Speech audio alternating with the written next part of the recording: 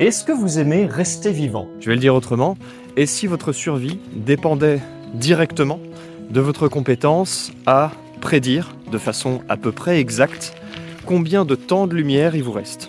Bonjour à tous, aujourd'hui je vous donne une technique de pestouille pour déterminer combien de temps il vous reste avant le coucher du soleil. C'est valable pour tout type d'expédition, maritime, terrestre, alpine. Alors écoutez bien. En aventure, savoir combien de temps de lumière il vous reste, c'est clairement savoir combien de temps d'opération concrète vous avez devant vous. À terre, vous allez avoir besoin d'un petit peu de temps pour établir un camp. Même un petit, juste pour vous. Trouver un endroit protégé. Monter une tente, un abri, un couchage. Rassembler du bois pour le feu, assez pour toute la nuit. Faire le feu, faire à manger. Réparer, ranger ou sécher vos affaires. Trouver de l'eau, vous lavez vos affaires. Une forêt qui a de la réverb.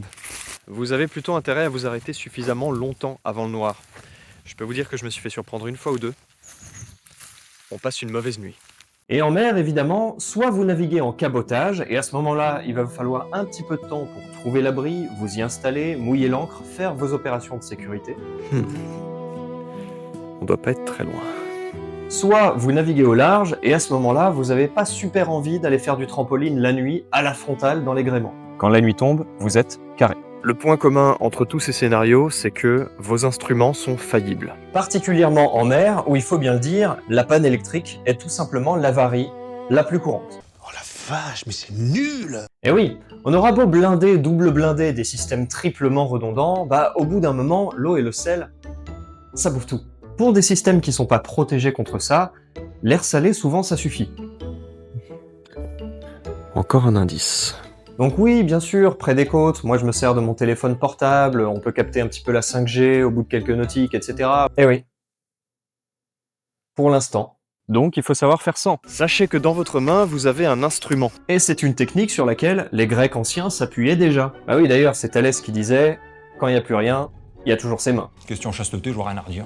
Et dans la mesure où il faut regarder le soleil, effectivement, le faire trop souvent peut rendre aveugle. C'est dégueulasse, excusez-moi. Alors, c'est parti. Vous avez le soleil qui a passé son zénith depuis un long moment. Vous savez donc que nous sommes dans l'après-midi et que nous sommes plus proches de son coucher que de son lever. Vous levez donc votre bras et vous placez votre main le long de l'horizon. S'il reste de la place entre le sommet de votre main et le soleil, vous mettez l'autre. Puis 3, puis 4. Chaque doigt compte à peu près 15 minutes de la course du soleil. C'est vraiment pratique 15 minutes comme découpage. Et puis évidemment, une main vaut une heure. À l'estime, bien sûr, vous doutez bien que ça va être compliqué de battre la précision de votre montre GPS. Alors évidemment, derrière tout ça, il y a des maths, il y a de la géométrie. C'est pas vraiment le sujet, on pourrait faire une vidéo tout entière sur la parallaxe, sur Thalès, sur les triangles au côté proportionnel. L'approximation dépend de si vous êtes en altitude ou pas. Si vous prenez l'horizon de la mer ou si vous prenez l'horizon de la Terre. L'approximation dépend de la taille de votre main. L'approximation dépend de la taille de votre bras. L'approximation dépend de la taille de votre soleil. Non, je rigole. Mais ça va dépendre un peu d'à quelle saison vous êtes. Au pied levé comme ça, ou à main levée, ça peut vous sortir un poil du pied. Ça peut vous sortir une épine de la main. Non, toujours pas. Ça peut vous sortir une fière chandelle du lobe occipital.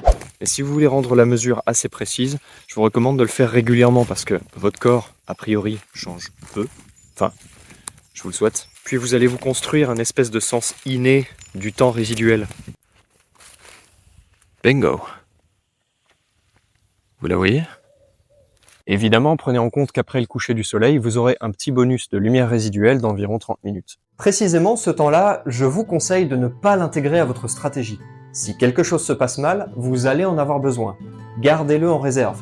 Et sur ces paroles optimistes, je vous laisse. Bien sûr, si la vidéo vous a plu, n'hésitez pas à la partager. Mettez un like, ce serait super. Et puis, si vous voulez venir discuter, ça se passe dans les commentaires. Allez, bon vent.